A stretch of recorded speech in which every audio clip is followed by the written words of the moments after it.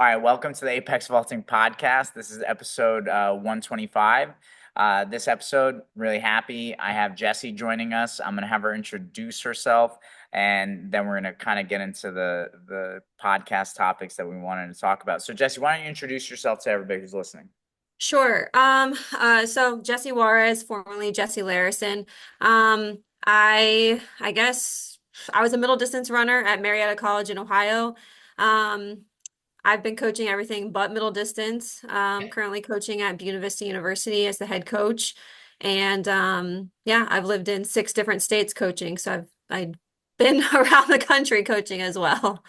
Yes, you know what? Something that just comes to mind, you bringing that up. I feel like a lot of people don't really understand the college coaching world and what it's like. Like, if you want to become a college coach, you have to know that you're probably gonna have to move around a lot, right? Like, I mean, what do you think are some of the things you maybe hear when, especially if you have like a senior who's like, I think I want to start coaching college, and what are some of the things where you're like, are you sure about that? Like, just you need to know the realities of what that sounds like. Yeah, I think you have to be in the mindset that you're willing to potentially not make very much early on, Hmm. or for a while.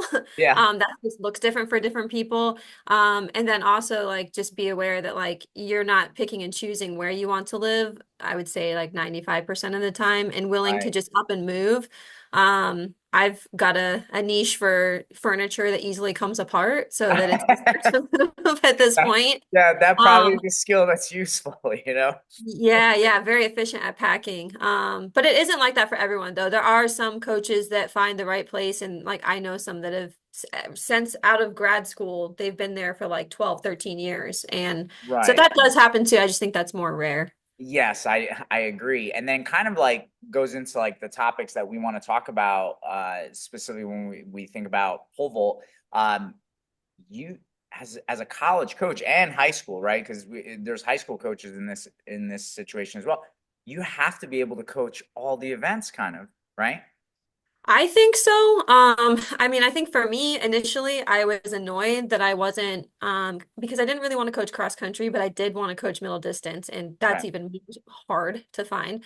Yeah. I was annoyed at first that I was feeling like I had to learn everything else, but I'd say like 6 years in, this is my 16th year of coaching. About 6 years in, I was like, well, I'm just going to be really good at these things.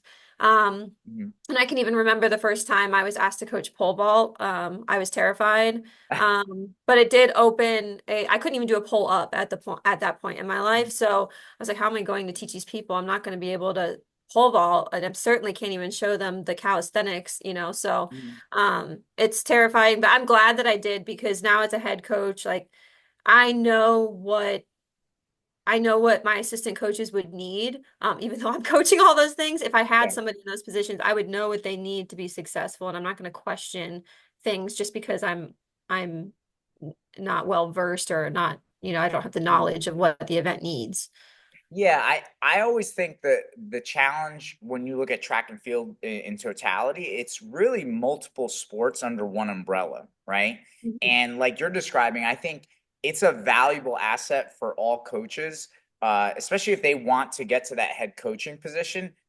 You've got to know at least something, something about every event, like the nuts and bolts a little bit, the kind of overview, because like you're saying, you have to develop this like kind of holistic system to train the whole team and know, okay, when I do get a chance to get an assistant coach, let's say in jumps or throws or whatever, that this kind of fits in and I know what I'm looking for. And also, like we talked about on the phone the other day, it's like also so you know how to train that person into your system and what you're looking for them to do with the athletes.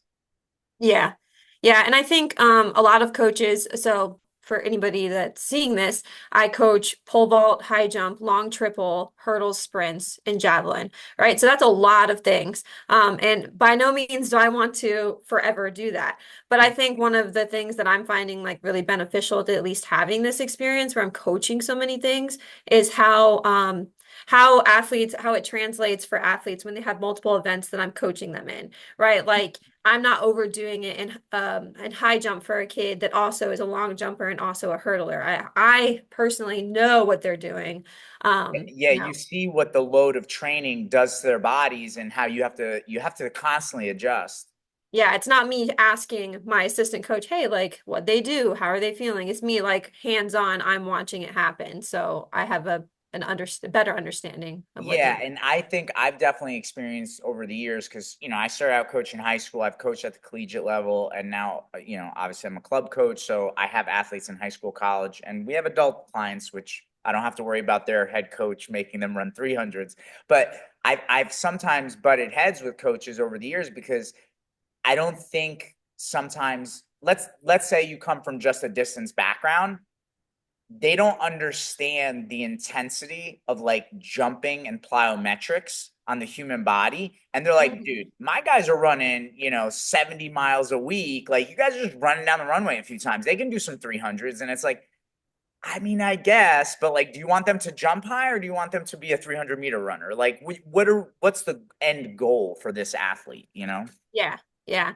And I think that I have an athlete going through this right now. She's um unsure if she wants to continue with cross country. She's got some middle distance background in her, and she wants to, train with the sprinters, the long sprinters, and just kind of feel that out. And I mean, I have my opinions of where I think athletes should be, but I also want to give them the opportunity to learn, and make their own choices. Yeah. And so I think like being in some of our practices, she has realized that like, wow, this seems like as far as mileage or meterage, a lot less than what I was doing, but this is really hard. So Right. it's kind of eye-opening, I think. Well, yeah, I mean, the perspective is amazing. And like you said, we might have an idea of like what is good for an athlete. Because even as a club coach, right? Like I may see my athlete and be like, wow, you could be a much better pole vaulter than you could be, let's say, 110 high hurdler, right? Mhm. But if they want to hurdle, they want to hurdle. And so I have to make the pole vault fit their goals and desires. Now, through that journey, if they all of a sudden start to realize, like, wait, I'm winning a lot more pole vault meets than I am hurdle meets, maybe I should shift over that. But I have to let them make that choice. And I think that's always important because if you try to force an athlete, they're not going to give their full effort then. Yeah. You might get them to do it, but are they going to really do it with the energy, the zeal, the passion that is required to really hit those high levels? Yeah. Yeah.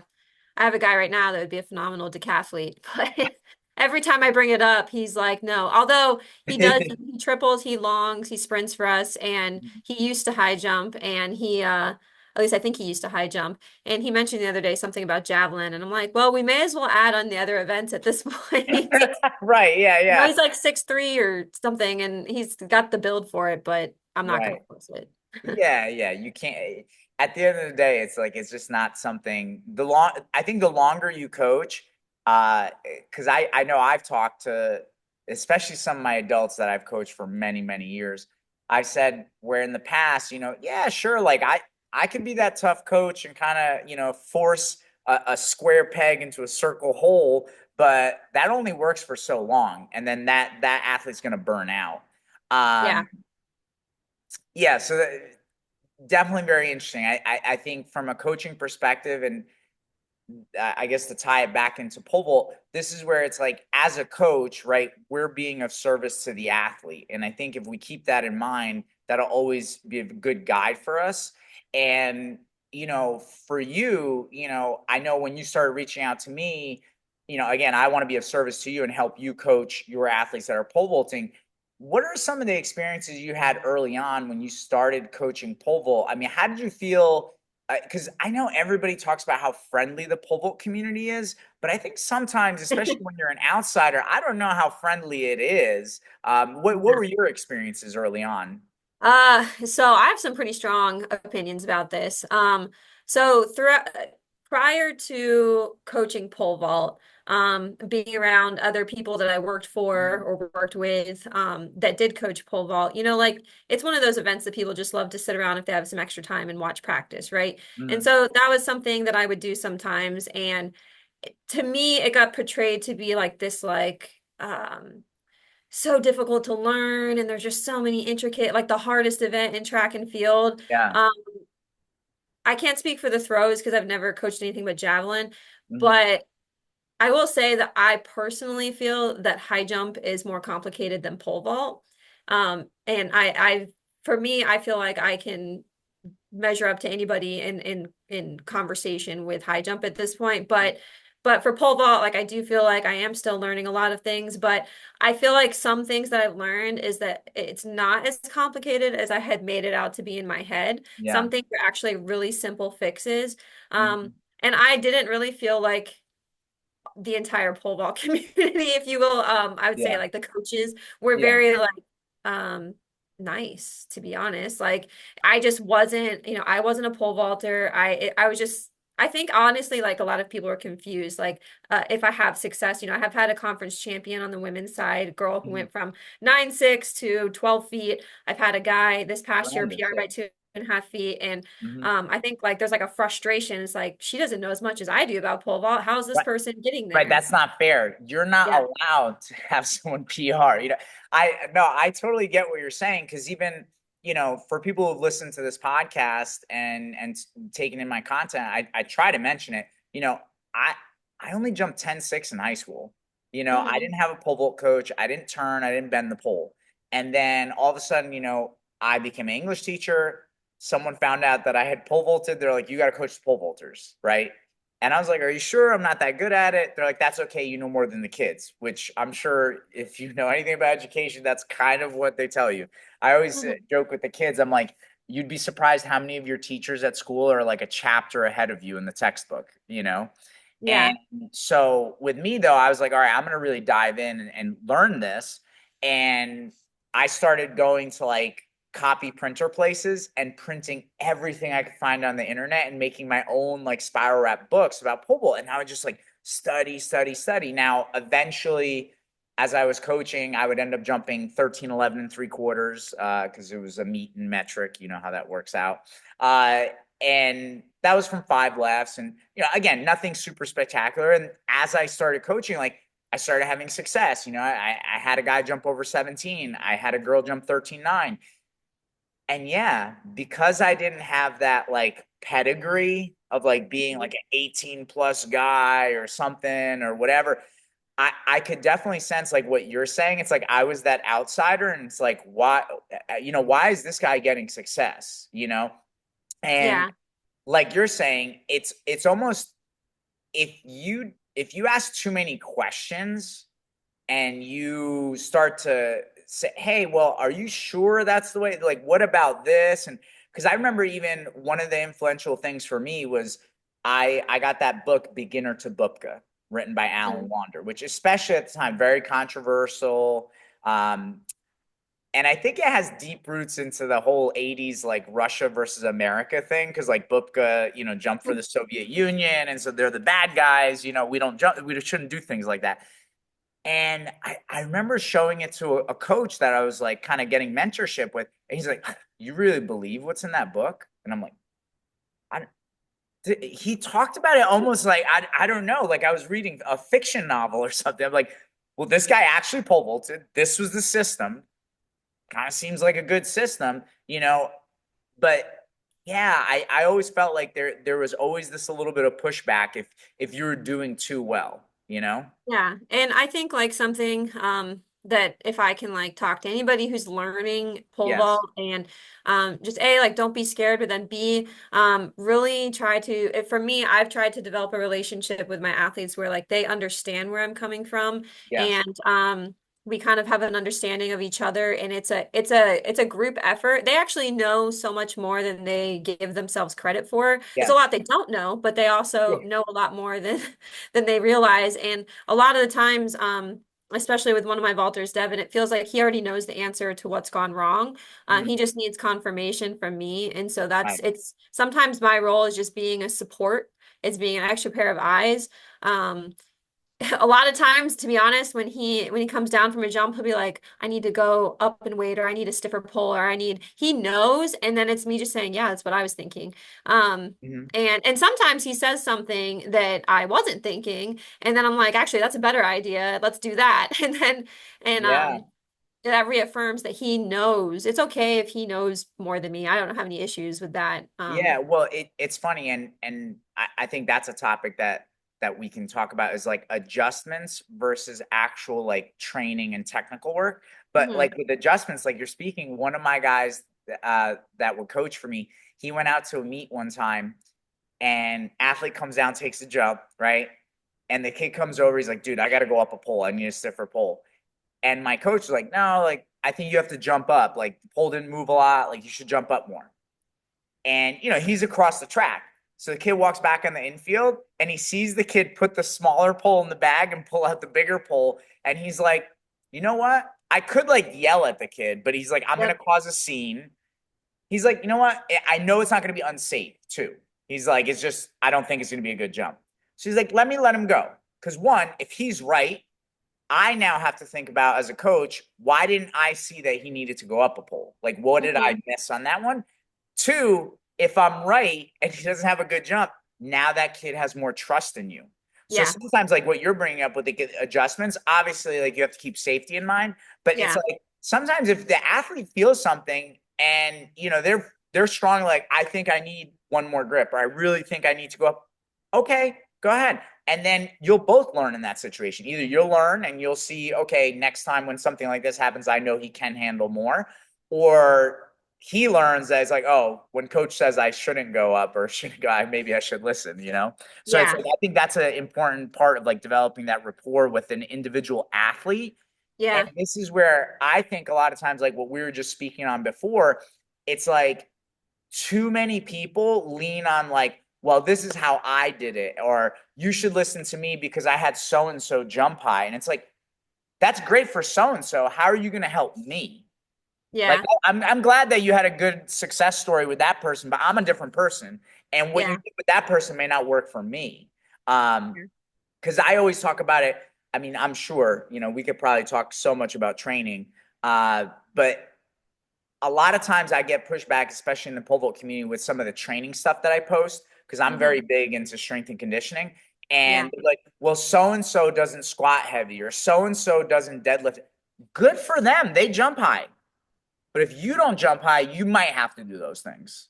You know? Yeah, yeah. So I will tell you, the last place that I worked at Wittenberg University, we had an athlete on the team. I won't say his name, but he was definitely the strongest guy on our team in the sprints and jumps world. But it took him 4 years to be able to score a point for our team. He wasn't one of our top sprinters, but if you put some weight on his back, that dude can squat. Yeah. So I mean, like the lifting side of things, I obviously am very pro be in the weight room, Yeah. doing Yeah. Olympic lifts. But it's a correlative. It's not going to necessarily be like the reason you become, it's gonna not going to be the sole reason you become better, right? Like, Right. Right. Right. and Hmm. back in Ohio, this I can't even remember the kid's name. I think he was a sophomore. Used to have high schoolers come into our facility and rent our facility to vault. And he was the best in the state. Um and he didn't lift. And his Right. coach didn't believe in it either. So, I mean, I've seen and it's hard, right? Because they're the best in the state, but Right. also would not be first in the D3 conference in Ohio, but Right. Right. best in the state. And so they're like, oh, they're the best, right? And so they're doing all the right things apparently, but that kid probably could have been a much better pole vaulter with more strength. Yeah. Well, so interesting side note, and then we'll go into like the adjustments and coaching part, technique. But going on that point, I posted last week a video where I was doing like weighted carries, like farmers carries. Yeah, I saw that. And Yep. yeah, and that's a really good exercise for grip strength, for core strength, really great exercise. And one of the things that I was telling some of my athletes, I was like, here's the thing that's tough. And I don't know if you ever heard about the concept of like championship bias. Like often Hmm. champions don't even really know why they're champions. Like they can't Yeah. accurately measure the success. And think about it, like you win the conference meet, or as a team, you guys win the you're too busy celebrating. You're not even like revisiting, well, what were the variables that led to this? But oftentimes when we fail, that's when we really, really rip apart the performance and go, okay, what was missing? What did I need to do better? So oftentimes, if you talk to the person that's had failures and struggles, they can kind of lead you down a path of like success, because the person who's busy winning, they're not even like reflecting, right? So, case in point, let's just go with grip strength, right? Hmm. And listen, I like to say I'm 5'9". Some people will tell you 5'8". So I am not the tallest, biggest guy, and my hands are not huge. But like I lift a lot. I do grip strength stuff. And one time we were at this meet, and this he was at the time a kid. He's a man now. His PR currently is 18.9. So very good athlete, very good vaulter. He brought one of those, I forget what they're called, like dynameters or whatever, where you can test grip strength and it tells you the pounds of pressure that you have. Oh yes, yeah, we do Yeah. a grip Mhm. test, yeah. So he gives it to me. So I like squeeze as hard as I can. I got 130 pounds of pressure, right? And I'm like, what the, like, how, whatever. Then one of my other guys who, again, a little bit shorter guy, he's like probably like 5'5", 5'6", but really strong. This kid at 150 pounds could do a 140-pound pull-up. So great power to weight ratio. So he goes and takes that thing, squeezes it, hits like 165, right? Then one of my other guys hits 170. Now, this 18.9 guy, not a big weight room guy, right? Not doing a lot of strength and conditioning. Takes it, boom, over 190. Hmm. And point being that it's like a lot of these natural athletes, right? These guys who could jump 17 plus, they have amazing like natural strength already. Where if like, as in the weight room, we can talk about, okay, a double body weight squat, a double body weight deadlift, doing at least a body weight or body weight and a half bench press, those kind of metrics. Like when you start to look at it, it's like some of these guys that don't spend a lot of time in the weight room, if like they just go through one season of training, like maybe 8 to 12 weeks, they're gonna hit those numbers easily. Whereas Yeah, like what you're describing with the one athlete at the one college who had to work hard for 4 years to score at conference, like that guy had to work so hard for 4 years in the weight room, outside of the weight room, yeah, sleep wise, nutrition wise, and then finally he gets to score, some points. I just think that for us regular people, a lot of times, like we gotta leave, we can't leave one stone unturned. We've got to yeah. go through everything. And I think something really valuable that I've heard someone say before, was, like we've all heard like hard work beats talent when talent doesn't work hard. But when talent works hard, that's like a whole nother level, right? Right. So it's a genetic thing, and like obviously we all drool over someone who just, I have a girl right now who I don't have to tell her something more than twice, and she picks it up very, very quickly. Uh-huh. She's a state champion in the hurdles, and she's 5'10" and some change. I see a lot of potential to be a multi.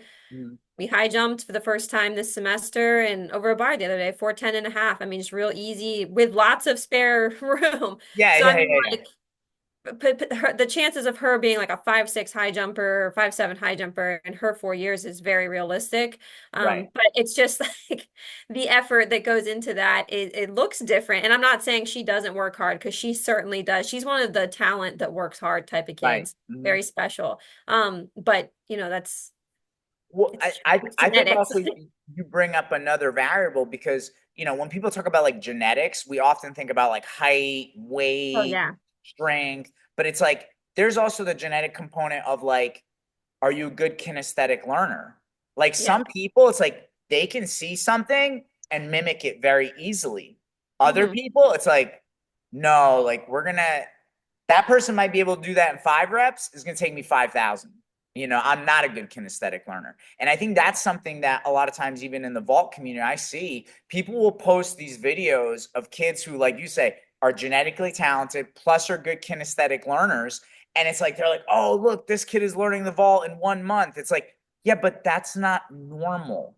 And now No, we're setting the expectation for other people. Like, imagine I'm that like beginner guy or whatever.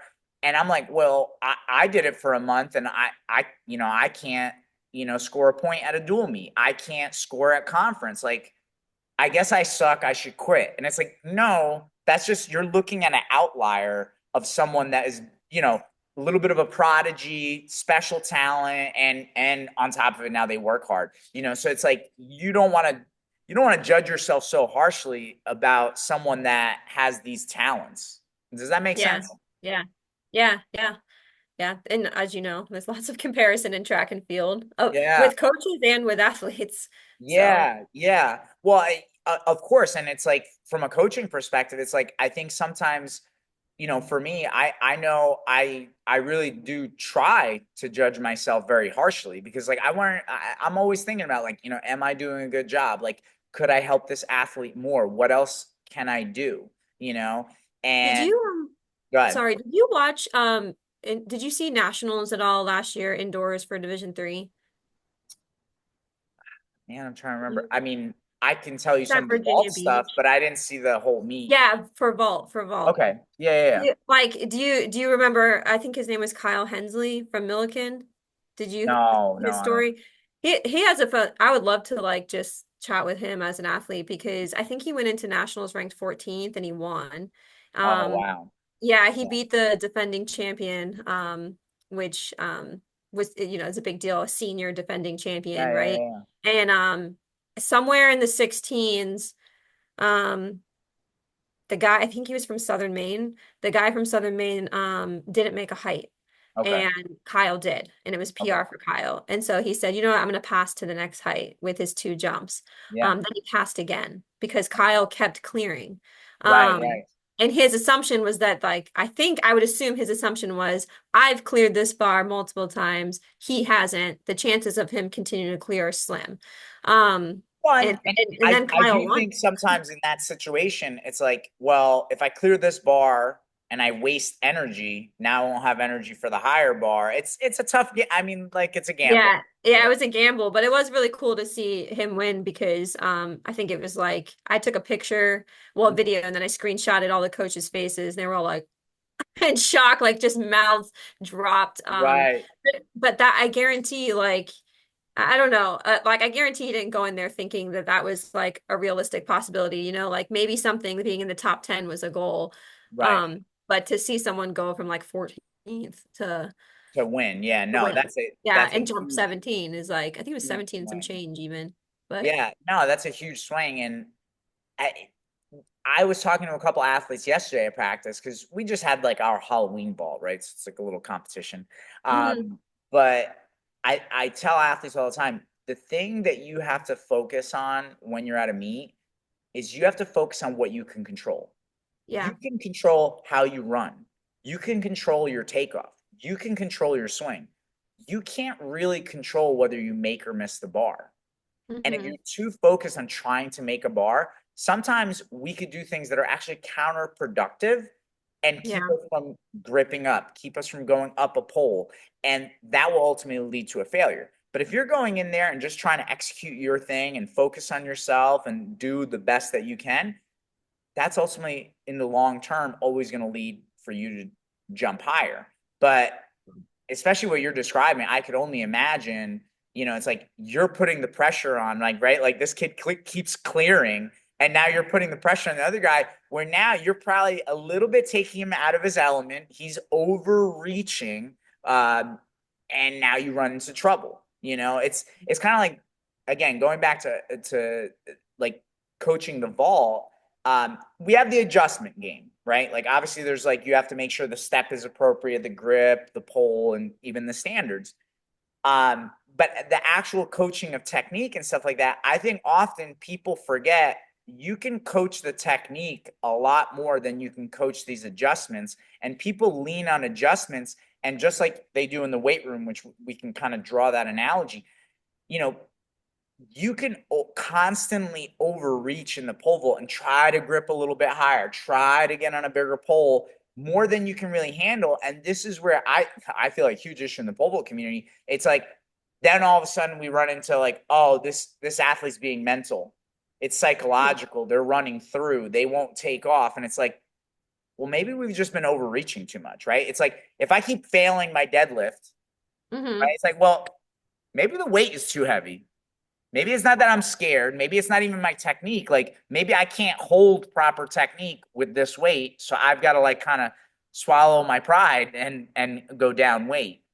Yeah. And I mean we talked about this on the phone with my one athlete Nick. He was running through. I mean, Yeah. it must have been like I was at my wit's end. It must have been like 3 weeks of like me watching him not go in the air, except for one time on a stiffer pole that he's normally like not able to jump on, and uh, he just got stood up a little bit. right. And so you suggested going to like 1 step, 2 step, 3 step, just shorter stuff. And we would do 3 step drills. I would say all of last year, Nick was really bad at them. Mm, And a lot of it just was constant. I'm not good at 3. I'm not good at 4. That I didn't do a lot of those. And so I think right. what I talked to you about was um me saying like, how are you feeling? And him like, I don't know. Or he literally would say nothing. Yeah. And not in a disrespectful way. He would just like look into the air and then walk away. And he like, Yeah. and you would say, well, it's because he doesn't know. And that I have found that to be, somewhat true. And that's not to throw him under the bus. I think it's just like he doesn't know because he was a kid. We've all experienced that their bottom arm is just, hitting him in the forehead. Yes. Mm, And he got so used to jumping that way. It's actually impressive how high he could jump doing that.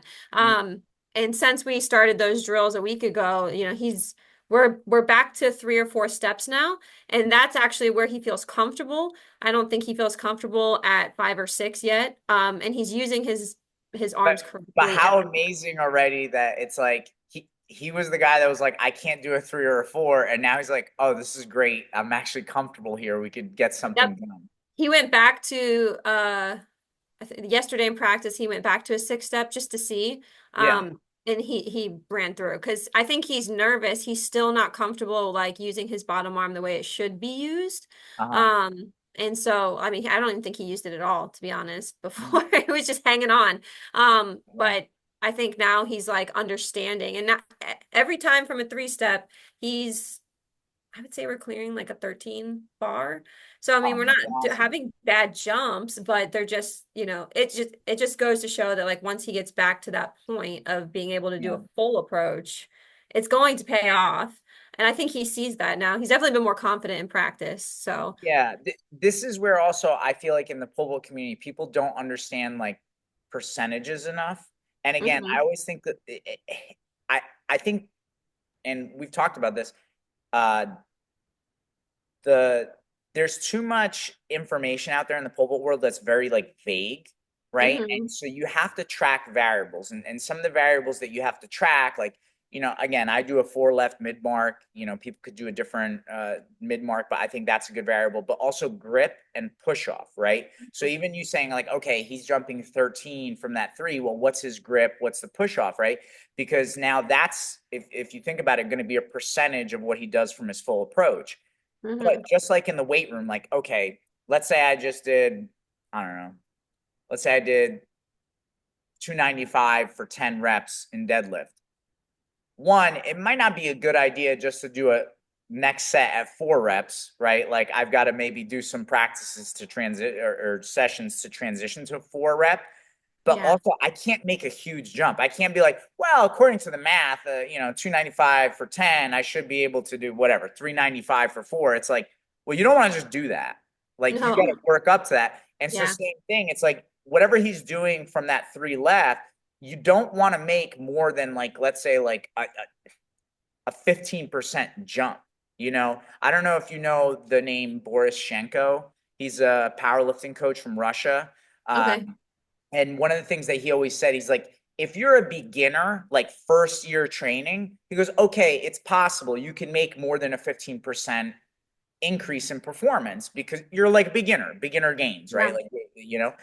But he goes, after that, it's like you can never try to PR by more than 15%. He goes, you're going to run into either overtraining issues, which is like the best case scenario, like central nervous yeah, system fatigue. He goes, or you're going to get injured.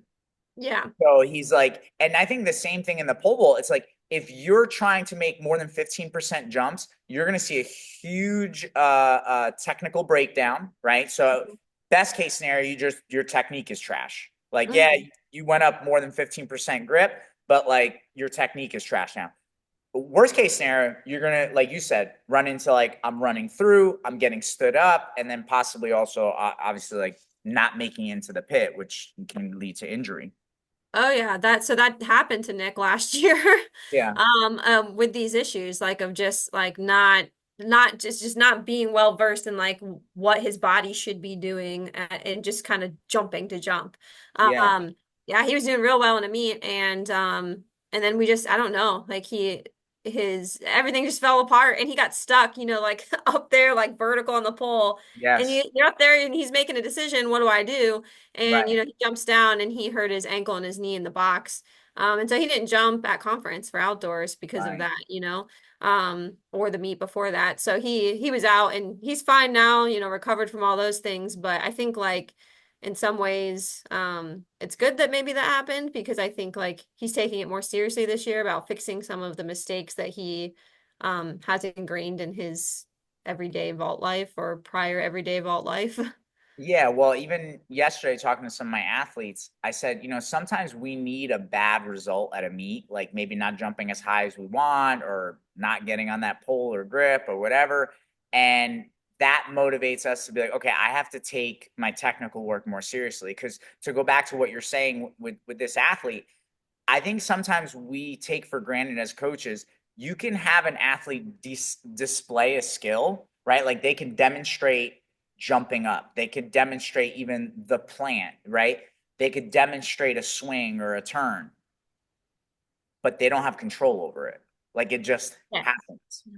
And this is where it's like why you have to drill, you have to, really talk about the feel between you and the athlete, right? Like meaning like, okay, did you feel that the last two steps you went long, long instead of long, short? Yeah. Initially, they're gonna be like, no, I didn't feel that. Now, the next time they go, if they do long, long again, I guarantee the second or third rep, if they do it again, you're gonna be like, "Did you feel long, long on that time?" Like, "Oh, I did do that." Like you won't even Yeah. have to show video because they're Yeah. gonna start to feel this stuff, and then as they develop that feel, they'll have more control, and then the consistency, your percentage of good technique in a drill or approach will start to go up, and then they'll display and control that from longer approach. But I feel like that's again something where if you're caught up in like what I would say, it's almost like the gym bro mentality of pole vault is like, Yeah. I just go back to my full approach and I try to get on a bigger pole. You can't play that game that long. And this is where, I don't know what you think. And give me an analogy maybe with Olympic lifts, because I know you Olympic lift a lot. But this is where I think a lot of pole vault people are like, oh, you just need to take the summer off and don't vault and just like relax. And Yeah. it's like, I don't know any other mastery, like a skill that people are trying to master. Well, they'll take 2 to 3 months off. I think the only reason that works is because one, you may have athletes that are kind of at central nervous system fatigue, or Yeah. you work them up to like potentially one of the biggest grips and poles that they could be on. And now that 3 months off, you're obviously going to start lower and then you can progressively overload the grip and pole. But now you're going to hit that same plateau. Like I had a kid contact me. He's a college kid out in California. So usually when I get emails, Jessi, I'm like, it'll be like, hey, I watch your videos. Can you check out my jump? I sent you a video. Like, let me know what I'm doing wrong. And I'm usually expecting like someone who jumps 8 feet and helicopters over the bar, right? Yeah. So I click this video and I'm like, whoa. So email the kid back, and I email even the 8 foot people back. But I email this kid back and we got on a phone call. This kid's PR is 17.2. Hmm. He's jumped 17 or higher, like 17.1 and 2, um, with at least 15.9 grip. And he's been on as big as a 16.5, 210. Oh, wow. And basically our phone call, which was like, you know, based on that, he's like, I, he realizes he can't grip any higher. He can't get on bigger poles. Like he knows like 15.9 plus grip and 16.5, 210. There are guys at the Olympics jumping on that pole and grip. Yeah. So it's like he has to solve other problems in the vault. So just the idea of like, let's get on a bigger pole, let's get higher grip. You can't play that game that long. And Yeah. this is where too, like I was talking to him and we've talked about this, and maybe I haven't drawn this analogy, but I don't know if you ever played that like carnival game, like whack-a-mole, right? Did we talk about Yeah. this?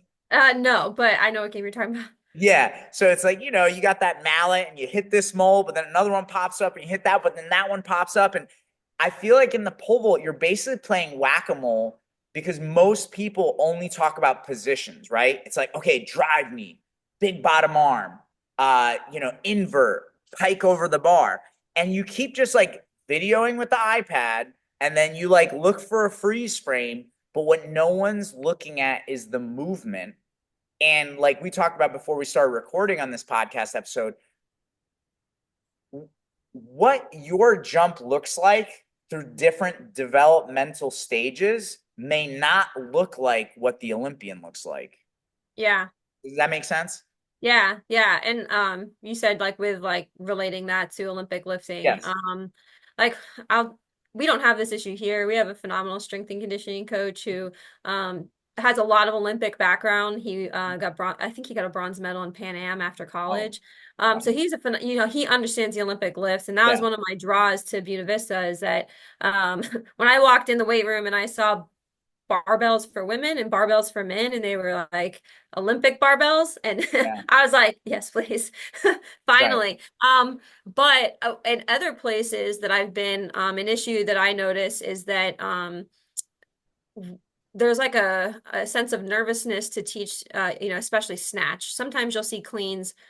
If you're lucky, you'll see clean and jerks, split Yeah. jerks specifically. Yeah. And Yeah. then snatch is like, oh well, the clean and jerk is still overhead. It's not the same. One is Right. one movement and one is two movements. Yeah. Yeah. Very, it's Um, different. Yeah. but I'll usually the reservation is that they're scared of like how bad. I think it's more ego. Like the coach is scared of how bad they'll look initially. Um, Yes. but I'll tell you, like, something I have learned from CrossFit, which is a very everyone everyone rags on me for CrossFit. There are some definite negatives to the CrossFit community, but there's also a lot of positives. And one of the positives is I've seen like a lot of people learn how to snatch and clean Yeah. and jerk in a very short amount of time. Right. And pretty exceptionally well, like women in their mid 40s or 50s, and if they're putting more weight over their head than my 20-year-old athlete, I feel like it definitely can be taught. Yeah. It might look weird. And another thing is like distance athletes not doing Olympic lifts. I Right. don't think they're necessary at the same intensity level that the Right. sprinters, are doing it, but certainly like cleans, and surely snatches, they don't have to be heavy, can be Right. taught. And I think this last year, Boo talked about this at convention, like he's like, I knew the culture had changed when these girls went over this cross country team and they started chalking up their hands, right? Yeah. Like Yeah. that's something those are things you start to do when a culture changes, but are things you start to see. But yeah, it's just not going to be pretty sometimes. But I think also being able to, as a coach, like point out the things that did look good. And I actually think it's kind of hard to if you have to really know it to know what looked Yes. good in a bad jump or a bad lift, right? Right. No, 100%. Like those beginning stages of learning the vault or learning an Olympic lift, they're not going to look pretty. And it's not, again, it's not something that is great for social media, right? It's like, again, we kind of started out talking about this before I hit record, but like I posted a video last week with Nick Homan, basically talking about the invert. And it's Mhm. like, okay, like of course that video is going to do okay because I start the video out with a 17-foot vault. So like Mhm. everybody's going to like that. But the Mhm. thing is, then it literally goes to his one left drill, which a lot of people don't like because it Mhm. doesn't look like the 17-foot vault. Oh But yeah. it's in the progression to build that 17-foot vault. You know what I mean? Like it's not going to look exactly the same, from a Yeah. one left to a seven. Just like if I'm a beginner doing my first snatch variation to learn the movement, it's not going to look like someone who's on the Olympic stage, Yeah. and I think that's an important thing because I also think it's very weird. It's like if you have like a youth athlete, like middle school or younger, or you have a master's athlete in Mhm. pole vault, someone 60 plus, it's like nobody cares what it looks like. Everybody's just like, oh, that's awesome. Good job. Even though, Mhm. like you just said in the CrossFit world, it's like you'll see these like, 40, 50 plus year old women that have really good Olympic lifts because in the Mhm. CrossFit world, they're willing to teach anyone who wants to try.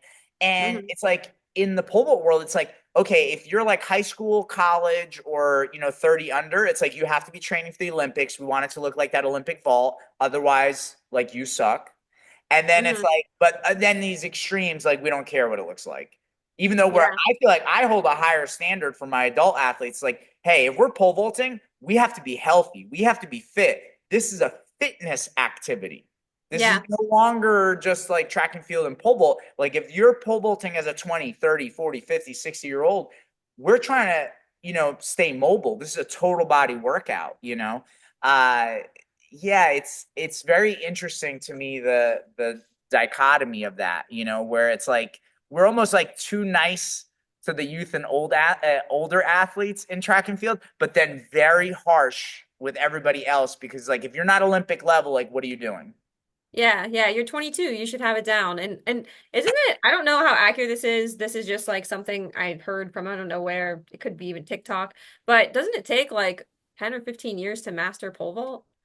Yeah, well, yeah, I Typically. mean, that's Yeah. something that I've talked about a lot over the years because I draw the analogy with martial arts. So like at a like really really reputable jujitsu gym or any martial art, right? And again, not one of those places that give out a new color belt for every birthday party, right? Like Yeah. you have to actually train.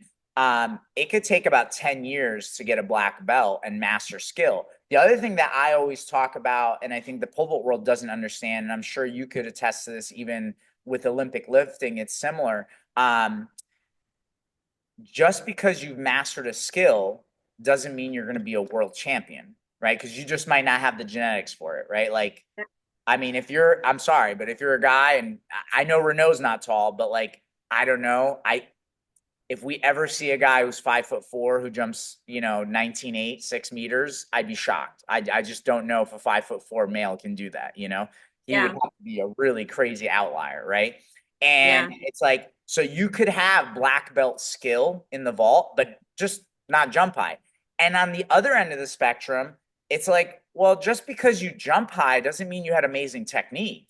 You might have these Yeah. other intangibles like height, speed, strength, length. It's like even being tall is one thing, but like, are you long and lanky? That allows you to grip higher. It's like, Man, this makes me think of I doubt she would ever watch this, but hopefully she doesn't get upset. I had an athlete, I coached for well, I coached at Coffeyville Community College for 1 year, so I'm not going to okay, take any credit for the talent of the athletes that were there because they were just phenomenal before I got there. We had right, a girl there that she was a national champion in the 400. I think 53:03 was her time, decelerating in the last 15 meters, okay? So yeah, just cruising. Um, Continued on to go to, I believe, Kansas, how many years ago is this? Maybe around 2014 or 15-ish. I think they won a national title on the women's side, indoors, maybe outdoors. Anyway, this was Courtney Okolo's time. If you remember who that is, she was a 400-meter runner, mm, phenomenal sprinter. I think she was up for the Bowerman at one point. wow, And Paris, this girl that I had coached for just that 1 year, when she continued on at Kansas, she focused on the one and the two. And it was for me, and she did run 4x4s, and maybe she ran a four here and there, but like the one and two were her primary focus, and it was heartbreaking for me to see because in yeah, my perspective, she was a 400 runner. mm, But at a conference championship, chased down Courtney Okolo in a 4x4. wow, And in my head, I'm just like, ah, now this is still a girl. She went to the Olympic trials. I think she was like 11:27 in the 100, 22:50 something in the two, which are great times. Those phenomenal times. But right, you could be this in the 400. yeah, yeah, Um, yeah, there's just always sometimes you just don't know like what people are missing out on. But I had written down some things from our conversation yes, yeah, that yeah, I yeah, feel like can relate to pole vault and track and field. Um and these are things that come from Greg Glassman. He's the former, I guess, owner of CrossFit, but yes, yeah, yeah, mhm, yeah, so he whether you like him or not, his ideas are still there are still ideas that are great, right? And still right, comments that are great. But he talked about like um partitioned or segmented training gives partitioned or segmented capacity. Um And I thought that this was interesting in relation to like any technical event, Mhm. where if okay, for instance, like for a while I operated on, okay, on this day we always vault really high, and on this day we are going to only do up to 4 steps, and we'll do gymnastic stuff on this day. And sometimes that works, that'll work to a point, right? But Yeah. I think like them not always knowing like what they're going to do when they come to practice, like their expectation that every Monday is when we're going to vault high and we're going to do full approach and like maybe taking it, with safety in mind, obviously. Taking the day after a really hard sprint workout, of course, Devin's version of a hard sprint workout is different than that of my like true sprinters, but seeing like how they feel, maybe like a day after, like what can we vault on those days, or can we do 5 step or this, just not being so like partitioned in everything that we do. And then Yeah, I think you definitely have to have flexibility, yeah. because uh, I always think about like Louis Simmons from West Side Barbell, and Yeah, I love Louis Simmons. yeah, he would always talk about. He's like, they would be like, "Oh, well, what's your plan for so and so?" He's like, "I don't know." He's like, you didn't write down this like Excel spreadsheet of all the workouts for the next 3 months." He's like, "Dude, I don't know. What if I show up and he had a long night, like he had to work overtime or whatever, and I've got to now adjust the workout. We wanted to max out bench press today. We can't do that. So it's like Yes. I might want to do a long run day with someone. They come in and they can't do it. What are we just Yeah. gonna practice? Like I have to make an adjustment." Yeah, I don't know if there's sprint coaches out there that do this, but that write like literally what the workout is like for the next 2 months, or I don't know if they exist. I'm assuming they have to, and there's I'm got to be sure some they people do. that do that. Listen, I you cannot know function there are coaches out there. They probably share each other's like Excel spreadsheets to try that. to Oh yeah. like one up each other, and they're like, "Oh, dude, I like yours, but did you see my workout plan?" It's like, I literally, for me, it's just I know how many meters they have to hit, and my terminology is a little different. I have special endurance, speed endurance, and then true right. speed.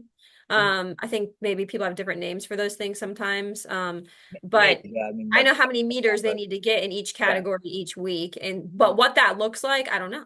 Like it could be a ladder, it could be 200s, it could be whatever I need to get to that meter max that they're supposed to meet on that day. But Right, that's all I know going and into it. that meters that you're looking for, like the volume that you're looking for, adjusts for different athletes, right? It's like Oh the yeah. four person can handle a lot more volume probably than the freshman. You know what I mean? Like the freshman might not be able to hang, and so you've got to slowly bridge that gap.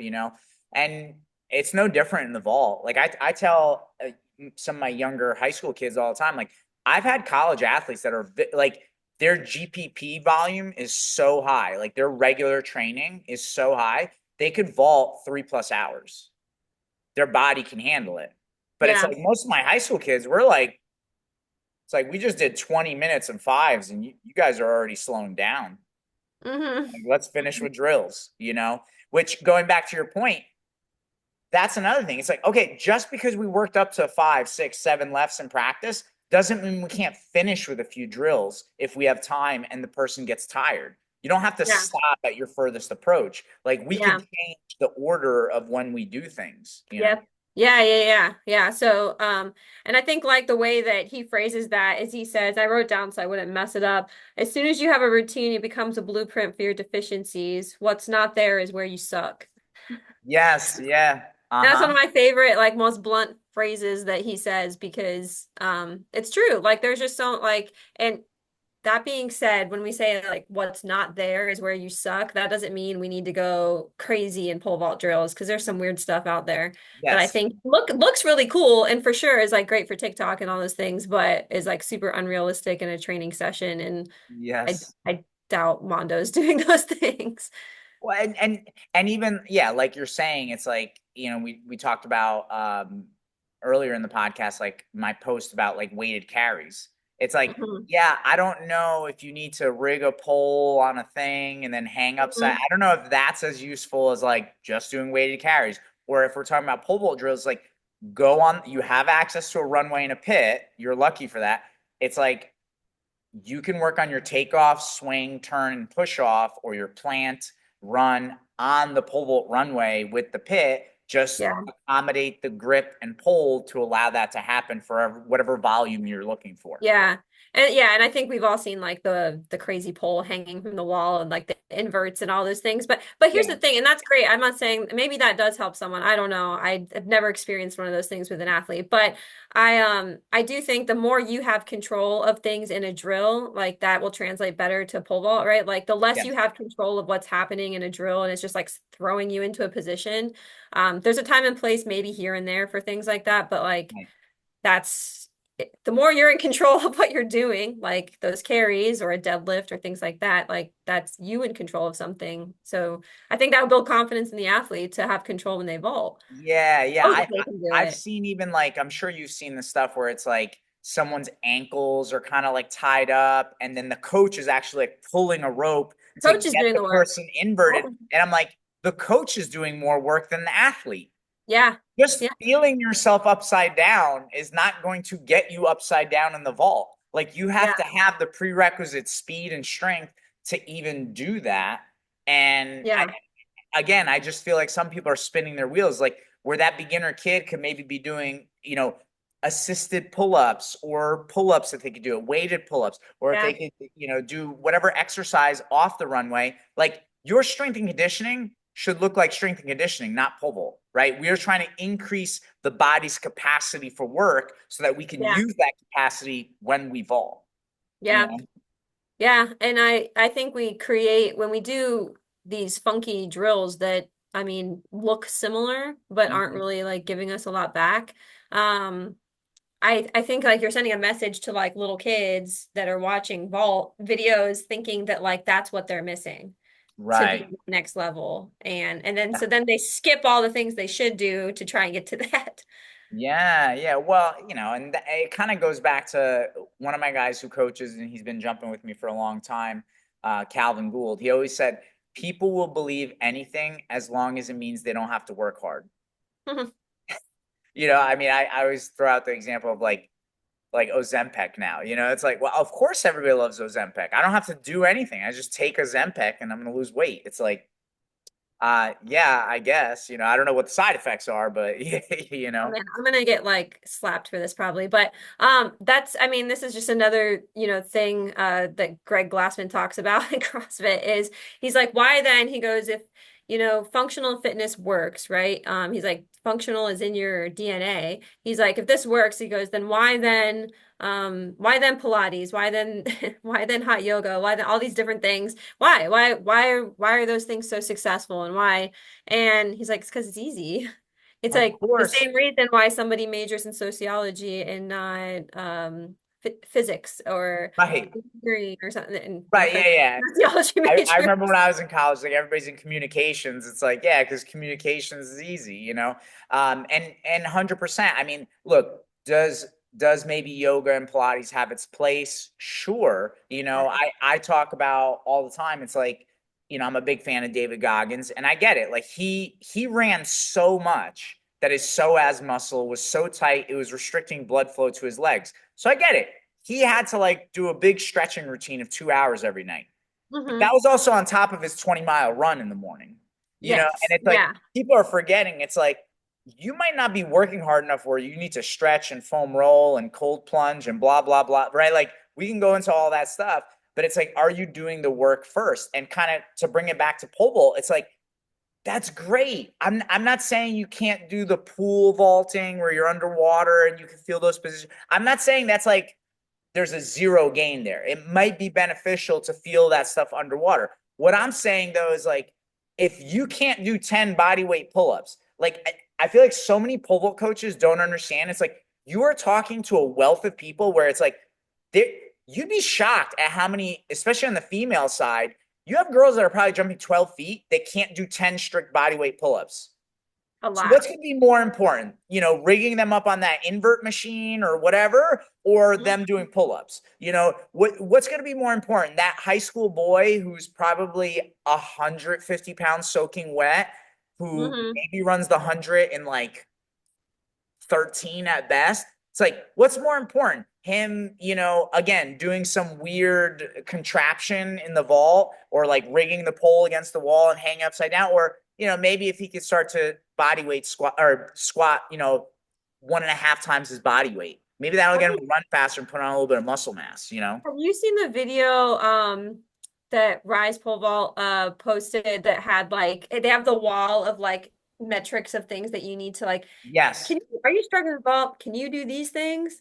Maybe you should Yeah. start working and stop complaining or something like along those lines. Yeah. Yeah. And I loved that because it was really just pointing out that like if you can't do this and this is your body weight, or if you can't do this many reps of this or this, then like what are you complaining about when you Right. can't finish a jump or you can't, I don't know. And probably to like this is something I've heard a lot recently in the past year is um I'm a jumper. I'm not a sprinter. Like, yes, you are. Yeah. You're You are sprinting down the sprinting runway. down the runway. You are sprinting. And if you're bad at that, guess what? You're probably not going to jump very far. You're not going to jump very high. So that's like such a weird concept to me. And like maybe you can get away with that a little bit in high jump because they're not going like straight. There's Well, other yeah, right. areas to You have a prove that, different but like approach. you're explosive. Right. Um, so it's just that's an interesting one to me. It's like they're trying to cover up like their weak area, right? Because they know that they're not fast and they could be faster. Well, and this is something, and we've been on this for a while, so I don't want to take up too much of your time. I'm sure you got to go soon. But this is where too, I think even more so than having vaulted at one point in your life, what I think is super important and a big message I'm gonna start pushing this year and through the next year, is that as a pole vault coach, you have to understand you really are a fitness instructor. Hmm. And to be a fitness instructor, you have to understand the human body. You have to understand strength and conditioning. And like I did a post, I think at some point in the summer, where I talked about, GPP, SPP, and then like your sport, right? And it's like that foundation of the pyramid has to be very wide. Otherwise, your pyramid can only go so high. And Yeah. again, like going back to your example of that kid that was the best in the state and doesn't lift, and the coach doesn't believe in lifting. Well, I guess that's fine. That's fine. You're winning states, and if that's all you care about, right? But Mhm. are you doing the best that you possibly can? No, because No. you're leaving a whole variable off the table. And this kid's GPP could be even more amazing, right? Maybe at a natural level without even doing the strength and conditioning, he's strong enough, fast enough to do the things in the vault to win that state meet. But it's Yeah. like, how do you get any better? You're not increasing your physical capacity. Like, I feel like so many pole vault people I talk about, if I talk about physical capacity, they start to look at me like they don't know what I'm talking about. And I'm like, you are coaching someone through a technical series of physical movements that Mhm. require speed, explosiveness, strength, and even I don't know if you've heard a lot of these conversations, but people will talk about stretch reflex, but they're Mhm. talking about it from a ligament tendon standpoint. And what I feel like they all fail to recognize, like, yes, through years of training, your tendons and ligaments can thicken, which obviously provides more explosiveness to you, but you can't control that in a single rep. Like you either Yeah. have thicker ligaments and tendons or you don't. What you can control and what strength and conditioning coaches talk about when they talk about stretch reflex is that your muscle fibers are elongated and now you can contract those muscles even more. And I'm like, I'm listening to pole vault coaches talk about a stretch reflex in the shoulders. I'm like, are you trying to tear a labrum? Like I don't that would be the way they're describing. It's like Yeah. I don't want my shoulder to go too far. Yeah. Yeah. I had a kid dislocate his shoulder once in his literal first college meet, like first warm-up jump. Yeah. And it was terrifying. I was like, oh no, there it goes. Yeah. And Yeah. he just tried to warm up differently than he ever did because it was first college meet, right? It's like, oh, I'm gonna start here, Yeah. just like, you get nervous and I don't know. Um, but yeah, this all this stuff, makes me think of just in general, like I hope coaches that are trying to learn how to coach pole vault feel like they can ask people for help. I feel like there's some meets where it feels like people literally won't even talk to me in pole vault. I'm just not, I don't know. Maybe I have that. Maybe I just like don't seem approachable. I don't know. But I definitely noticed that more in like areas where like that's not what I did, or that's not, you know what I mean? I'm kind of like an outsider a little bit. And but I don't think all coaches are like that. There are certain people like yourself that like I reach out to and I know will have no you know, they're not going to judge me for not fully understanding something. And you know, I'm not there. I wouldn't say I'm like there yet where I feel like I understand every component, but I understand a lot more than I did 4 years ago. So Yeah, well, and I think the thing is too, seeking out help, you like you said, you have to see, okay, who's out here who's not just going to judge me harshly, who actually wants to help me.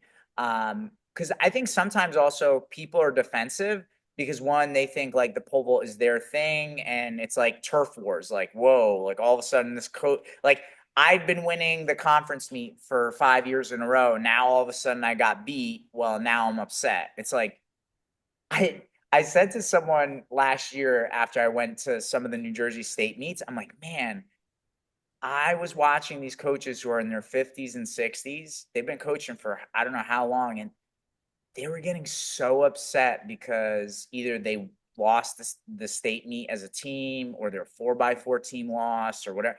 And I'm like, how many of these state meets have you been to that this is like still like ruining your day, ruining your week? Like this guy's gonna go home and his wife can't talk to him because he's gonna be sulking over the 4x4. You know what I mean? I'm yeah, like, are you an adult? Like what I mean, listen, I care about the meets because my athletes care. So I want to do the best that I can. But I also try to give my athletes the perspective. I'm like, dude, you better go home, be able to have dinner with your parents, relax. You want, hey, when we have practice next, we can revisit this and talk about what we could have done better, but we're not always gonna win, you yeah, know? And I think a lot of ego is involved. So you have to just kind of be careful about that. And I think also sometimes people maybe are defensive because you might ask questions and they don't know, they don't have answers, yeah, you yeah. And know? yeah, I think too, like something that is helpful for, and this goes for any coach in any event area, but this became very obvious to me when I started coaching vault. Remember, I told you I couldn't do a pole vault, or I couldn't do a pull up.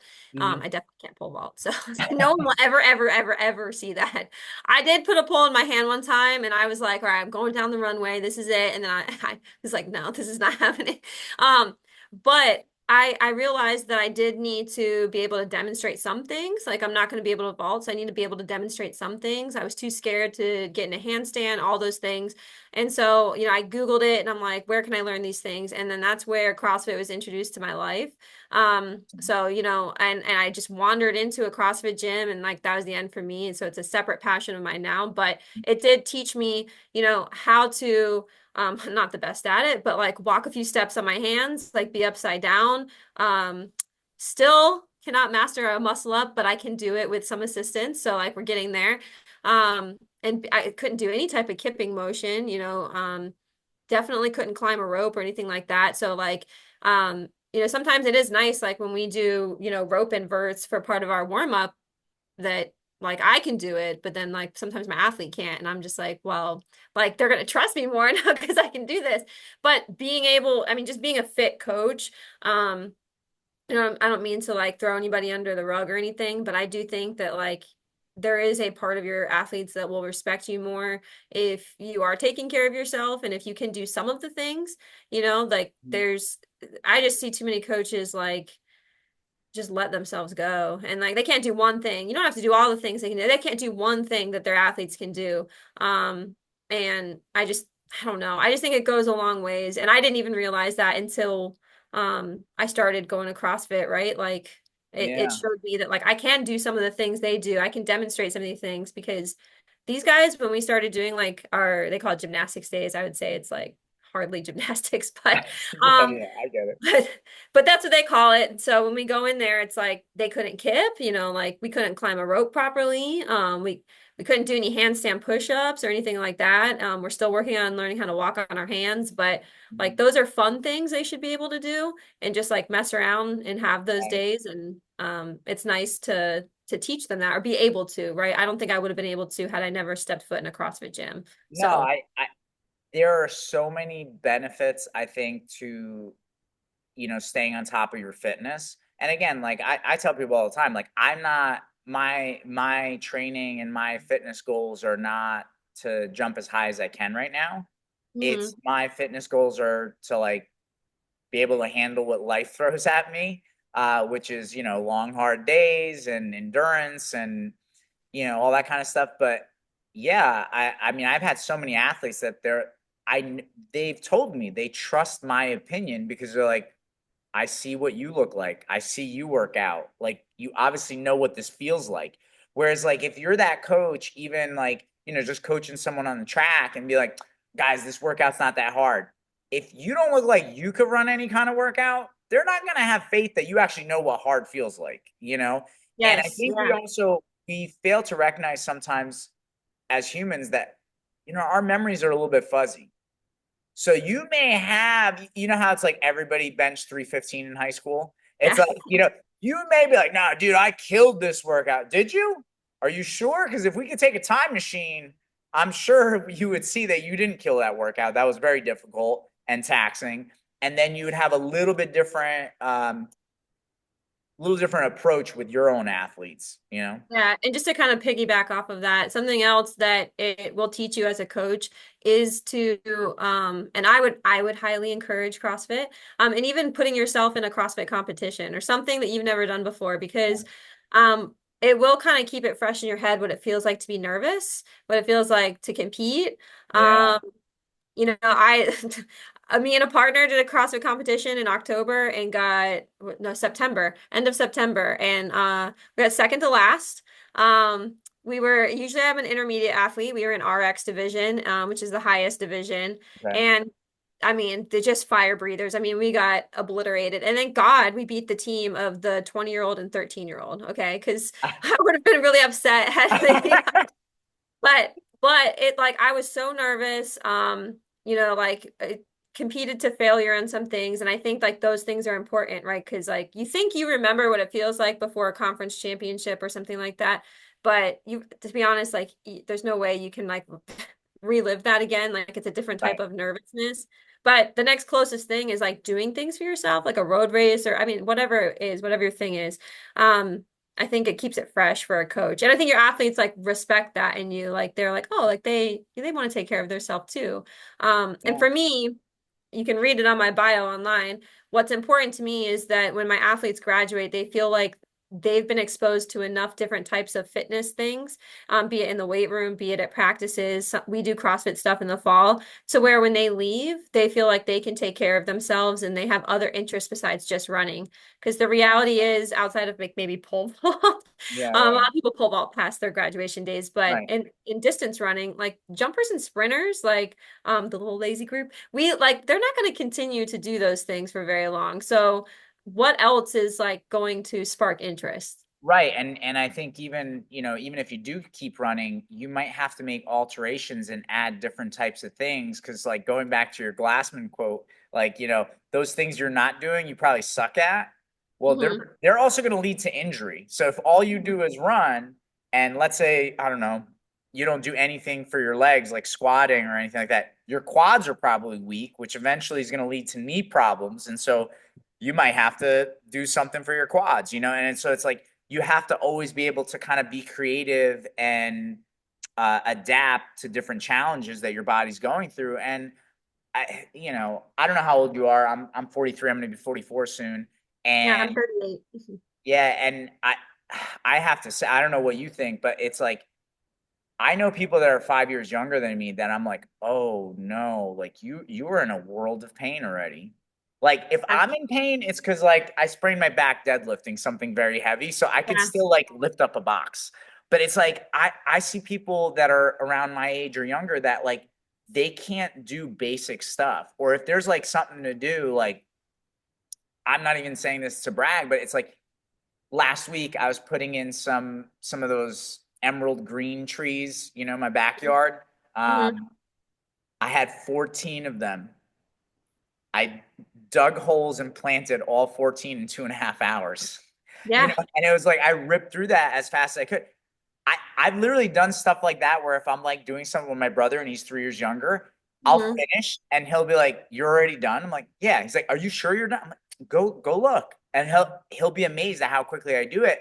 And also then I could do more stuff. I can still run Yeah. around with my nephews and play catch and all that kind of stuff. And I think for a quality of life and doing the things that you want to do, I think fitness is such a huge piece. Oh yeah, for sure. And you've probably heard this. I mean, we're not too far in difference in age, but just people saying like that they're old when they're not. I Yeah. hear that I've definitely heard that a lot. And some every once in a while it's fine, like as a joke, right? But hearing that so much from people in their 30s and 40s is insane to me. Yeah. And also like I have I've injured my L5 disc. I have no cartilage in my left knee and it's deteriorating in my right knee. You know, like I have a lot of like osteoarthritis issues that are just from like just abusing my body, probably not lifting enough when I was younger, to be honest. But I still do all these things, right? Like and I just think that like those are excuses and people like start throwing out like I'm too old to do this or there's just I don't know. But it that's what I want my athletes to, walk away with, right? That they can still take care of themselves and have an understanding of how to do that past college. Because we're not pole vault's probably going to disappear, right? Not everybody can afford pole vault poles. Right, right. And unless you're fortunate enough to live near a club, that welcomes adults and stuff like that. Cause even, there's clubs that they're really just doing high school kids and, that's Hmm. all they do. And they might also be like part-time. They're not open all the time. So yeah, I think that's huge is that athletes really learn about how to take care of their bodies. But again, I think if you're a pole vault coach out there, um, you need to learn more about fitness and what fitness is. And, I'm big on leading by example. Hmm. If you could talk all you want, but if you're not leading by example, like you said, your athletes will believe you more if you're leading by example. If you're just talking, like, that's an interesting concept, but I don't know. Because think about it, like what you just said, everybody around them as they get older, just, oh, I'm getting old. This is what happens when you get old. You Yes. have to be that one example of like, no, that's not what happens when you get old. You can fight this and you can, I always show examples of like people like Mark Sassone to my kids too. Hmm. He's the guy who started Primal Kitchen with, they make the healthy Hmm. ketchups and mayos. The guy is 70 and shredded. Yeah. Like he's unbelievable. So yeah, no, we can have very active, healthy lifestyles that allow us to have more joy in life. Yeah. But I know I definitely got to go. I'm sure you got to Yeah, go. I know. I gotta write some training for Yeah, today. yeah, They know but what it is, but not their paces. yeah, but Jessi, thank you so much for doing the podcast. For everybody that's listening, please share if you enjoy it. Follow us. And anything else you want to say before we go? No, but I guess yes. If you have any questions, like I think just like reaching out to Branko, like he's helped me a lot. He's really made me feel like, I can learn something and I'm not an idiot and so I reaffirmed some things that I was already thinking if I was questioning things in my head. So I think just I don't know, trust yourself and don't be afraid to ask questions. Awesome. Thank you so much, Jessi. All right, bye. Bye.